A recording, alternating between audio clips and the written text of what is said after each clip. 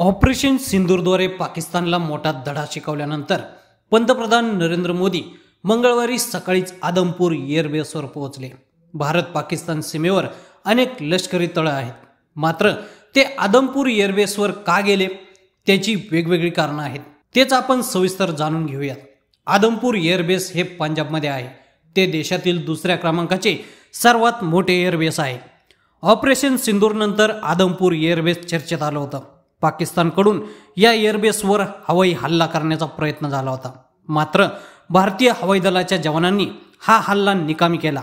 पाकिस्तानकडून 10 मे रोजी ड्रोन आणि क्षेपणास्त्राद्वारे या एअरबेसवर हल्ला झाला, मात्र तो परतवून लावत भारतानं पाकिस्तानच्या अनेक ठिकाणांवर हल्ले करत दहशतवादाचा खात्मा केला। पाकनं 10 मे रोजी एक खोटा दावा केला। पाकच्या लढाऊ विमान JF-17 आदमपूर एअरबेसवरील मिसाईल डिफेन्स सिस्टीम S-400 नष्ट केल्याचा पाकनं दावा केला, पण पंतप्रधान नरेंद्र मोदी यांनी या एअरबेसवर जाऊन हा एअरबेस सुरक्षित आहे, तेथे सर्व काही सुरळीत असल्याचं दाखवून दिलंय। ड्रोनद्वारे आदमपूर येथील रडार सिस्टीमचं नुकसान केल्याचा दावा पाकनं केला होता। त्याचे बनावट फोटोही पाकनं जगाला दाखवले, मात्र रडार सिस्टीम सक्रिय असून त्याचं नुकसान झालेलं नाहीये। क्षेपणास्त्रानं भारताच्या वायुसेनेचं विमान उद्ध्वस्त केलंय। अनेक सैनिकांचा मृत्यू झाल्याचा खोटा दावा पाक लष्करानं केला होता, मात्र भारताच्या कोणत्याही विमानाचं नुकसान झालेलं नाहीये। तसेच वैमानिक आणि जवानही सुरक्षित आहेत। हा एअरबेस आता बंद पडलाय असा दावा पाकचा होता।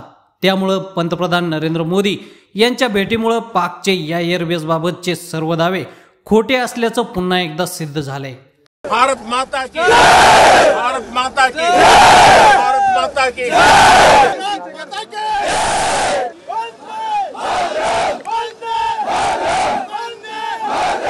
सोशल मीडियाच्या भाऊ गर्दीत विश्वासार्हतेने चकाकणारे नाव म्हणजे लेट्सअप मराठी। सगळ्यांना, सगळ्या नागरिकांना ती स्पीच, ती लेट्सअप वरील मुलाखती म्हणजे विचारांचा खजिना। त्यानंतरच्या निवडणुकीमध्ये मला सोडून गेले। बातम्या केवळ वस्तुस्थिती सांगणाऱ्या, न प्रोपगंडा, फक्त जनतेचा अजेंडा। क्योंकि आने वाला कल जाने वाला है, जाने वाला कल आने वाला है। राजकारण, मनोरंजन असो की क्रीडा क्षेत्र, महाराष्ट्राची स्पंदने संवेदनशीलतेने टिपणारे माध्यम म्हणजे लेट्सअप मराठी।